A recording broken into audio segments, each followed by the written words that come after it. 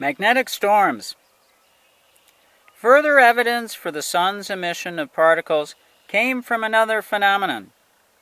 This had to do with the magnetic storms that are associated with the disruption of radio, telephone, and telegraph communication. The storms are evidently caused by fluctuations in the Earth's magnetic field. Because they usually came a couple of days after a flare on the surface of the sun, they were at first attributed to a burst of ultraviolet radiation from the flare or some similar cause. Then the British geophysicist Sidney Chapman surmised that corpuscular emissions from the sun offered a more reasonable explanation.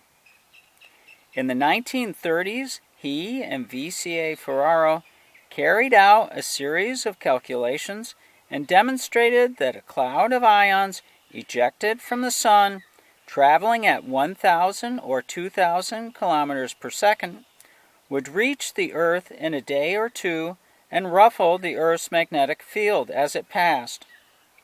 Their theoretical picture of such a disturbance of the field so closely resembled the actual fluctuations during a magnetic storm that Chapman's idea was widely accepted. The third manifestation of the solar corpuscles was noted in the late 1940s. This time, they came up in connection with fluctuations in the bombardment of the Earth by cosmic rays. Scott E. Forbush of the Carnegie Institution of Washington had discovered that the intensity of cosmic radiation reaching the Earth was low during the height of solar activity in the sunspot cycle and often fell abruptly during a magnetic storm.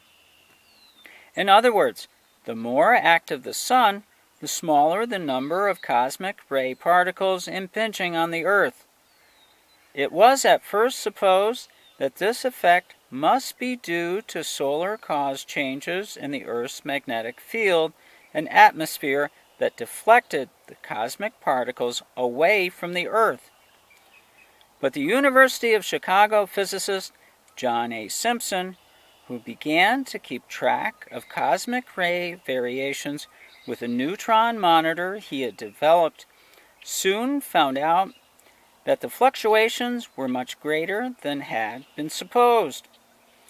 They could not be produced merely by changes on the Earth. They must reflect a rise and fall of cosmic ray intensity in solar system space as a whole.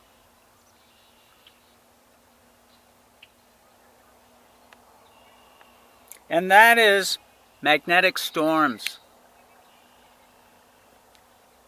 Have a great day.